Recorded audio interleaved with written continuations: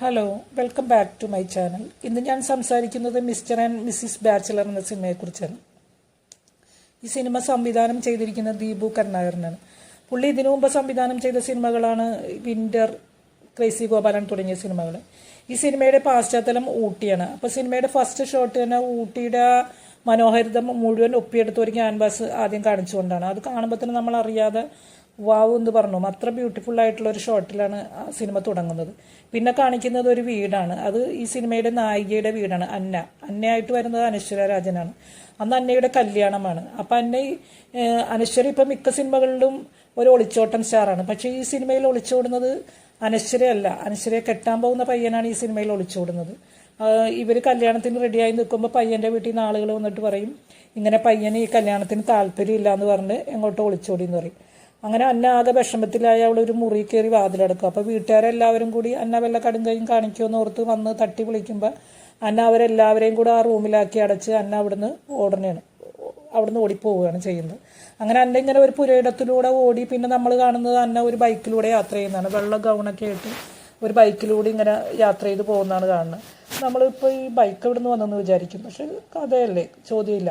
അങ്ങനെ തന്നെ ആ ബൈക്കിലൂടെ പോകുന്ന ഷോട്ടുകൾ ഇങ്ങനെ കുറേ കാണിക്കും. അതും കാണാൻ നല്ല ഭംഗിയുണ്ടായിരുന്നു. ആ ഊട്ടിയുടെ ആ പാശ്ചാത്യത്തിൽ ആ റോഡിലൂടെ ആ വെള്ള ഗൗണൊക്കെ ഇട്ട് ആ ബൈക്കിലൂടെ ഇങ്ങനെ വരുന്നത് കാണാൻ തന്നെ നല്ല ഭംഗിയുണ്ട്. അങ്ങനെ അന്ന കുറച്ച് കഴിയുമ്പോൾ പിന്നെ അന്നേനെ കാണുന്നത് ഒരു ബസ്സിലൂടെ യാത്ര ചെയ്യുന്നതാണ്.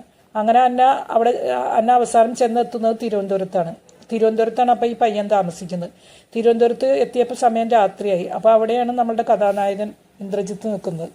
ഇന്ദ്രജിത്തിനെ കാണുമ്പോൾ അന്ന ഒരു ഫോൺ ഒന്ന് തരുമോ, ഫോൺ സ്വിച്ച് ഓഫ് ആയെന്ന് പറഞ്ഞ് സഹായം ചോദിക്കും. അപ്പോൾ അന്ന അവിടെ നിന്ന് കരയുന്നത് കാണുമ്പോൾ, ചെറുക്കനെ വിളിച്ചിട്ട് കിട്ടുന്നില്ല, അന്ന അവിടെ നിന്ന് കരയുന്നത് കാണുമ്പോൾ 2 പോലീസുകാർ ആ വഴിക്ക് വരും. ഈ പോലീസായിട്ട് വന്ന ആളെ ഞാൻ ഇതിനു മുമ്പ് വേറെ സിനിമകളിലൊക്കെ കണ്ടിട്ടുണ്ട്. ആ ഒരു സീൻ നല്ല രസമായിട്ട് തന്നെ പുള്ളി ചെയ്തിട്ടുണ്ട്. നർമ്മത്തി കലർന്ന ആ സംഭാഷണമൊക്കെ.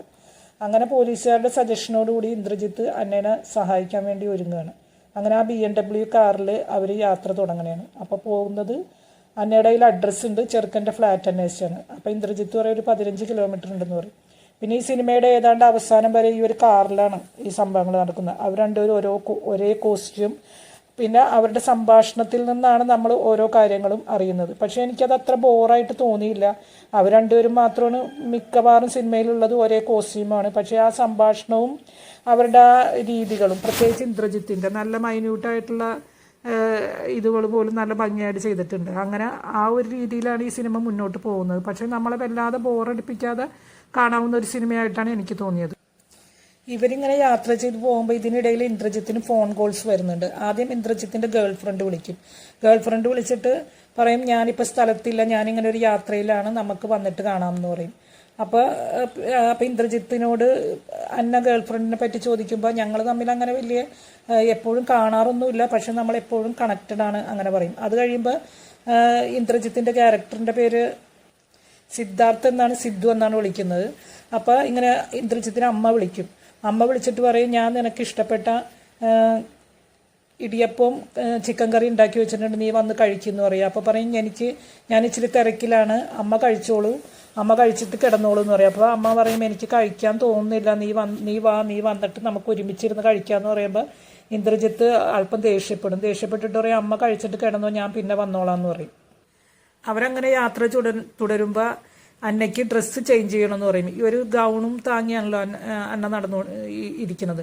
അപ്പോൾ എനിക്ക് ഡ്രസ്സൊന്ന് ചേഞ്ച് ചെയ്യണമെന്ന് പറയുമ്പോൾ സിദ്ധു പറയും, എന്നാൽ എൻ്റെ ഗേൾ ഫ്രണ്ടിൻ്റെ ഫ്ലാറ്റിൽ പോവാം, അവിടെ നിന്ന് എന്തെങ്കിലും ഡ്രസ്സ് നിനക്ക് കിട്ടുമെന്ന് പറയും. പക്ഷേ ഇവരവിടെ ചെല്ലുമ്പോൾ നമ്പറിലൊക്കെ സിദ്ധുവിന് പരിചയമായിരുന്നു. ഇവരവിടെ ചെല്ലുമ്പോൾ ഗേൾ ഫ്രണ്ട് വേറൊരാളുമായിട്ട് നിൽക്കുന്നത് കാണണം. അങ്ങനെ ഇന്ദ്രജിത്ത് അവിടെ ബ്രേക്കപ്പ് ആവും. പുള്ളി ആകെ വിഷമിച്ച് കാറിലേക്ക് തിരിച്ചു വരുമ്പോൾ വീണ്ടും അമ്മയുടെ കോള് വരും.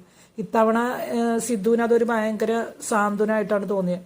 അമ്മ ചോദിക്കും, മോൻ എന്തിനാണ് ഇങ്ങനെ വിഷമിക്കുന്നത്, എന്താണ് സ്വരം വല്ലാതിരിക്കല്ലോ എന്ന് പറയുമ്പോൾ, ഒന്നുമില്ല അമ്മ കിടന്നോ, ഞാൻ വന്നോളാം എന്ന് പറയും. അങ്ങനെ അവരിങ്ങനെ യാത്ര തുടരുമ്പോൾ ഇടയ്ക്ക് അന്ന പറയും, എനിക്ക് നന്നായിട്ട് വിശക്കുന്നുണ്ടെന്ന് പറയും. അപ്പോൾ ഇന്ദ്രജിത്ത് അന്നേനെയും കൂട്ടി ഒരു ഹോട്ടലിലേക്ക് പോകും.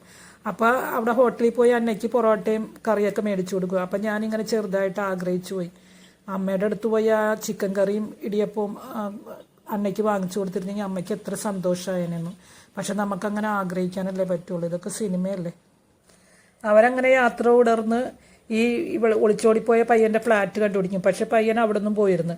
അങ്ങനെ നേരത്തെ കണ്ട പോലീസുകാരൻ്റെ സഹായത്തോടു കൂടി പയ്യനെ ഇവർ കണ്ടെത്തുമ്പോഴാണ് പോലീസുകാരൻ പറഞ്ഞിരുന്നത് പയ്യൻ വേറൊരാളുമായിട്ട് ലിവിങ് ടുഗദർ ആണെന്ന് അറിഞ്ഞിരുന്നു എന്ന്. അങ്ങനെ ഇവർ പബ്ബിൽ ചെന്നപ്പോഴാണ് കാണുന്നത് ലിവിങ് ടുഗദറായിട്ട് കൂടെയുള്ളത് ഒരു പെണ്ണല്ല, ഒരു പുരുഷനാണെന്നുള്ളത്. അതാണ് ഈ സിനിമയുടെ ഒരു ട്വിസ്റ്റ്.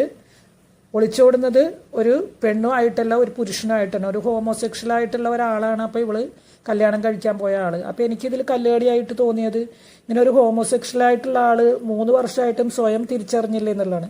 ഇതിൽ അന്ന പറയുന്നുണ്ട് എനിക്ക് ഇവനെ ഒട്ടും മനസ്സിലായില്ലെന്ന്. ഈ പയ്യന് സ്വയം മനസ്സിലായില്ല എന്നാണ് ഞാൻ ആലോചിക്കുന്നത്. 3 വർഷമായിട്ടും ഇങ്ങനെ ഈ ഒരു ബന്ധം തുടർന്നുകൊണ്ട് പോയോ സ്വയം മനസ്സിലാക്കാതെ? അതെനിക്കൊരു ഭയങ്കര കല്ലുകടിയായിട്ട് തോന്നി. അങ്ങനെ ഇവർ തിരിച്ചു വരുമ്പോൾ വീണ്ടും അമ്മയുടെ കോള് വരും.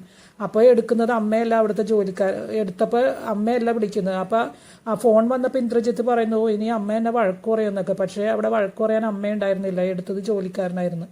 അമ്മ എന്തോ വിളിച്ചിട്ട് റെസ്പോണ്ട് ചെയ്യില്ല എന്ന് പറയും. വീട്ടിലേക്ക് ചെന്നപ്പോൾ അമ്മ വഴക്കുകളൊന്നും ഇല്ലാത്തൊരു ലോകത്തേക്ക് പോയിരുന്നു. സിനിമയിൽ തന്നെ ഹോണ്ട് ചെയ്തത് അതാണ്. ആൺമക്കൾ പ്രത്യേകിച്ച്, പെൺമക്കളല്ല, പ്രത്യേകിച്ച് ആൺമക്കൾ പ്രത്യേകിച്ചും അമ്മമാരെ അവരെപ്പോഴും അവരുടെ പുറകിലുണ്ടാവും. ആൺകുട്ടികളുടെ ഓരോ കാര്യവും പറഞ്ഞാൽ അവരുടെ പുറകിലുണ്ടാവും. പക്ഷെ മിക്കപ്പോഴും നമ്മൾ അമ്മേനെ ശ്രദ്ധിക്കാറില്ല എന്നുള്ളതാണ് വാസ്തവം. ഇപ്പോൾ ഒരു ആൺകൊച്ചുമായിട്ടാണ് ജീവിക്കുന്നതെന്നുണ്ടെങ്കിൽ ദിവസത്തിൻ്റെ ഭൂരിഭാഗം അവൻ പുറത്തായിരിക്കും. രാത്രിയെങ്കിലും നേരത്തെ കയറി വന്ന് അമ്മയോടൊപ്പം ഇരിക്കാനും അമ്മയോടൊപ്പം ഭക്ഷണം കഴിക്കാനും മക്കൾ ശ്രദ്ധിച്ചിരുന്നെങ്കിൽ എത്ര നന്നായേനെന്ന് എപ്പോഴും തോന്നാറുണ്ട്. പിന്നെ അവർ പോയി കഴിയുമ്പോഴാണ് നമ്മൾ അവരുടെ വില മനസ്സിലാക്കുന്നത്. ഇത്രയൊക്കെയാണ് എനിക്ക് ഈ സിനിമയെക്കുറിച്ച് പറയാനുള്ളത്. നിങ്ങൾ കണ്ടിട്ടുണ്ടെങ്കിൽ നിങ്ങളുടെ അഭിപ്രായങ്ങൾ രേഖപ്പെടുത്തുക, കമൻ്റായിട്ട് രേഖപ്പെടുത്തുക. ഇനിയും മറ്റൊരു വീഡിയോ ഇഷ്ടപ്പെട്ടെങ്കിൽ ലൈക്ക്, ഷെയർ ആൻഡ് സബ്സ്ക്രൈബ്. ഇനിയും മറ്റൊരു വീഡിയോയിൽ കാണാം. ബൈ.